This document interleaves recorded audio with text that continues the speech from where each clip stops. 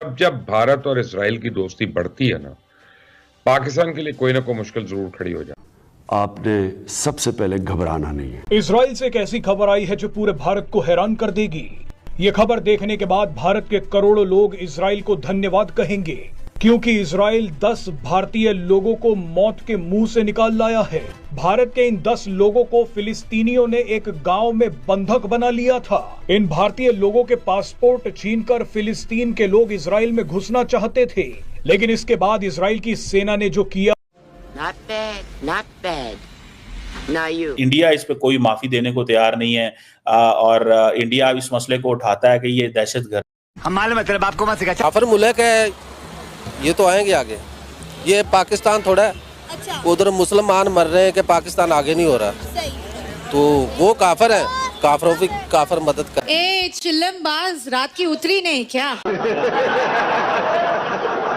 ये मिलिटेंट्स हैं, ये नेशनलिस्ट जो हैं, ये आपके कवानीन को तोड़ते हैं। दिस इज व्हाट बेसिकली वो इस चीज को वो हाईलाइट करते हैं। सो मैं समझता हूं कि ये इंडिया ने बहुत ज्यादा आवाज उठा ली है, मुल्कों को सेंसिटाइज किया हुआ है। सो पहले ये इंडिया के कंसर्न्स को एड्रेस नहीं करते थे, अब ये इंडिया के कंसर्न्स को एड्रेस करते हैं। और लोग नौजवान कह रहे हैं कि इंडिया काफिर मुल्क है, इसलिए इस्राइल का साथ देगा। इंडिया काफिर मुल्क कहाँ से? इंडिया के अंदर ऑलरेडी इतने ज्यादा मुसलमान हैं, आप जानते हैं 30 करोड़ के करीब मुसलमान हैं इंडिया में, तो आप ये कैसे कह सकते हैं वो काफिर मुल्क है? इंडिया काफिर मुल्क नहीं है। इंडिया ने हमेशा अपने मफाद को।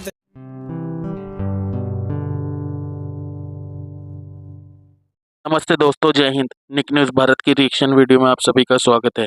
दोस्तों, जैसा कि आपने शुरुआत की वीडियो में देखा कि किस तरह से इजराइल की सेना ने फ़लस्तीनियों के जो आतंकवाद है, जो लोगों को मारा है, और 10 जो भारतीय बंधुआ मजदूर थे जिनको बंधक बना के रखा था इन फ़लस्तीनियों ने, उन्हें छुड़ा दिया है। दोस्तों, हमेशा से भारत की इजराइल से अच्छी दोस्ती रही है और भारत की रशिया से भी बहुत अच्छी दोस्ती है, और उससे भी ज़्यादा अच्छी इजराइल से है। दोस्तों, बहुत ही ज़्यादा अच्छे ताल्लुकात है भारत के इजराइल और रशिया से। और दोस्तों, ये जो फ़लस्तीनियों ने गलत काम किया है, भारत के जो मजदूर है 10, उनको बंधक बनाकर और उनका पासपोर्ट का गलत फ़ायदा उठाना चाह रहे थे। दोस्तों, और दोस्तों, इजराइल ने जो फ़लस्तीनी है, जो गाज़ा के समर्थक है, उन्हें काम से निकाल दिया, और हिंदू जो मजदूर हैं, जो भारतीय मजदूर हैं, उन्हें काम पर रख लिया। इस बात से इनको बहुत ही ज़्यादा चिढ़ लगी और उन्होंने गलत फ़ायदा उठा लिया और सीधा 72 हुरों के पास पहुंच गए। तो दोस्तों, देखते हैं पाकिस्तानी रिएक्शन। धन्यवाद। अब जब भारत और इजराइल की दोस्ती बढ़ती है ना, पाकिस्तान के लिए कोई ना कोई मुश्किल जरूर खड़ी हो जाती है। कश्मीर और फलस्तीन का मसला पाकिस्तानियों के लिए हमेशा से हसास रहा है, और इन दोनों मसलों में एक तरफ भारत मुलविस है और दूसरी तरफ इजराइल। इसलिए दोनों में कुर्बत होना कोई नई बात नहीं है। वैसे तो भारत को इजराइल की जरूरत हमेशा इसलिए रही कि वो जदीद असला उनसे ले सके, और इसराइल के लिए क्योंकि भारत एक बड़ा खरीदार है, तो वो बड़ा अहम है। इसराइली मीशत का ज्यादातर इंसार असला और फौजी साजो सामान की फरोख्त पे रहा है, और इसराइल के पास असला बनाने वाले 150 कारखाने, जिनमें बनने वाला असला और दीगर फौजी सामान फरोख्त से उसको अरबों डॉलर की आमदनी होती है। आपको बता दें कि भारत के ये 10 लोग उन सैकड़ों भारतीयों में से ही हैं जो इजराइल में नौकरी करने गए थे।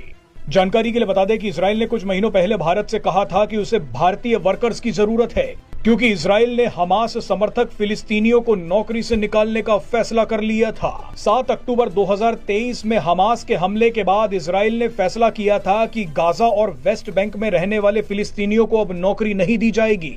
इसी फैसले के बाद इजराइल ने फिलिस्तीनियों की जगह भारतीय लोगों को नौकरी देनी शुरू कर दी। अब शायद इसी का बदला लेने के लिए फिलिस्तीनियों ने भारतीय वर्कर्स को फंसा लिया। इन फिलिस्तीनियों ने 10 भारतीय वर्कर्स से को वेस्ट बैंक के एक गांव में बंधक बना लिया। इजरायली सेना तुरंत एक्शन में आ गई और रात भर सर्च ऑपरेशन चलाती रही और भारतीय लोगों को बचा। कोल्ड वॉर के खात्मे पर इजराइल की आमदनी में बहुत हद तक कमी वाक़ हो गई थी। उसके बाद ये अपना अस्त्र और फौजी साजो सामान की फरोख्त के लिए नए गाहकों की तलाश में निकल पड़ा। और दूसरी तरफ भारत 1999 में कश्मीर और कारगिल के महाजों पे पाकिस्तानी फौजों से टकराव का शिकार था, लिहाजा इसने इसराइल से असला लेने का फैसला कर लिया। इसराइल से सफारती ताल्लुकात उस्तवार करने की वजह से भारत को इस काम में आसानी हो गई। इसके अलावा दोनों ममालिक के दरमियान तालीम और टेक्नोलॉजी के शोबों में भी बड़े से मुआहदे मौजूद हैं। पाकिस्तान के खिलाफ इन दोनों ममालिक का पहला ताउन 1971 की जंग में आया, जब इसराइल ने ईरान को भेजा जाने वाला अहम तरीन जंगी साजो सामान भारत को फराहम किया। और इसके अलावा अमेरिकन गवर्नमेंट की खुफिया दस्तावेजात मौजूद है, जिनमें बाद में पता चला कि इनके मुताबिक इसराइल ने जब इराक के जेर तामीर न्यूक्लियर रिएक्टर को तबाह किया तो इसके फौरन बाद भारत और इसराइल एक दूसरे से ताउन और मनसूबा बंदी करने लगे, ताकि वो किस तरह पाकिस्तान की एटमी तंसीबात का भी इराक की न्यूक्लियर रिएक्टर की तरह हशर कर दे। इन दोनों ममालिक के दरमियान कुर्बत और पाकिस्तान मुखालफत की एक बड़ी वजह यह है कि भारत और इसराइल मिलकर कश्मीर के मामले को उसी अंदाज से हल करना चाहते हैं जिस तरह इसराइल ने फलस्तीन का मामला किया।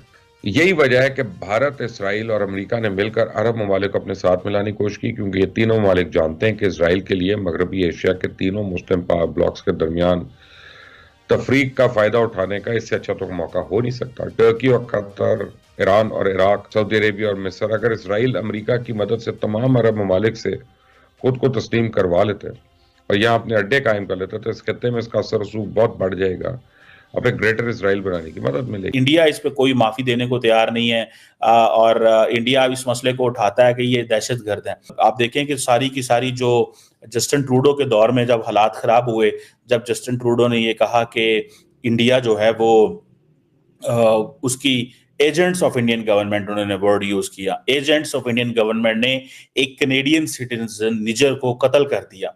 उसके बाद फिर जो इंडिया के जो हाई कमिश्नर थे उसमें कनाडा के अंदर और कुछ और लोग थे, उनको शामिल तफ्तीश कर लिया, उनको बुलाया कि आप हमें बताएं कि आप लोगों ने किस तरह जो है वो आप लोग इन्वॉल्व हैं। जिस पे इंडिया ने गुस्सा हुआ, इंडिया ने अपने हाई कमिश्नर को वापस बुला लिया, कनाडा के हाई कमिश्नर को निकाल दिया, स्टाफ कम कर दिया और इस तरह की बातें। सो वो समझते हैं कि भाई छोटी सी इकॉनमी है, ये हमें क्या दे सकते हैं या क्या कर सकते हैं। और तो ये एक बहुत बड़ा डिप्लोमेटिक इशू बना रहा, जिसको बहुत ज़्यादा जो है वो हाईलाइट किया गया मुख्तलिफ मुकामात के ऊपर, मुख्तलिफ जगहों के ऊपर।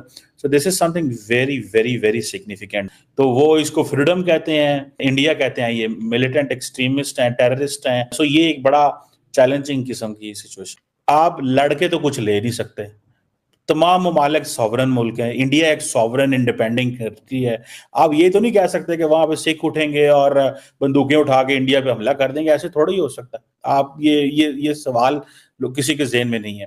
इंडिया इस मसले को टेकअप कर रहा है, इसको पॉलिटिसाइज कर रहा है, उठा रहा है और अब हो गया रहा है। इशू ये है कि जब इंडिया इनको कहता है कि ये टेररिस्ट हैं, एक्सट्रीमिस्ट हैं, तो माजी में क्या सिचुएशन थी? माजी में वो कहते थे यार बात ये है कि जो इस्लामिक एक्सट्रीमिज्म थे वो तो हमें समझ आती है, लेकिन ये कौन से एक्सट्रीमिस्ट हैं? सो वो जो वेस्टर्न वर्ल्ड है वो कहती है कि ये फ्रीडम ऑफ स्पीच के दायरे में इनको लेके आती है, फ्रीडम ऑफ एक्सप्रेशन के दायरे में। इंडियंस कहते हैं नहीं, ये फ्रीडम ऑफ एक्सप्रेशन नहीं है, बिकॉज ये वायलेंट है, ये वायलेंट है, ये देखें हमले कर रहे हैं, ये देखें आपका ही कानून तोड़ रहे हैं। तो इंडिया बेसिकली उनको उस स्पेक्ट्रम में लेके आ रहा है, इंडिया उनको उस स्पेक्ट्रम में लेके आ रहा है कि इसको आप stop looking it from this lens कि जी ये इस तरह है। सो वो एक और चीज सोच रहे हैं, समझ रहे हैं, कर रहे हैं। वो कहते हैं नहीं नहीं नहीं नहीं नहीं, आप इसको फ्रीडम ऑफ एक्सप्रेशन ना देखें, ये मिलिटेंट्स हैं, ये नेशनलिस्ट जो हैं, ये आपके कवानीन को तोड़ते हैं। दिस इज व्हाट बेसिकली वो इस चीज को वो हाईलाइट करते हैं। सो मैं समझता हूं कि ये इंडिया ने बहुत ज्यादा आवाज उठा ली है, मुल्कों को सेंसिटाइज किया हुआ है। सो पहले ये इंडिया के कंसर्न्स को एड्रेस नहीं करते थे, अब ये इंडिया के कंसर्न्स को एड्रेस करते हैं। ऐसी ही लेटेस्ट वीडियो देखने के लिए निक न्यूज़ भारत को सब्सक्राइब करें, लाइक और शेयर करना ना भूलें।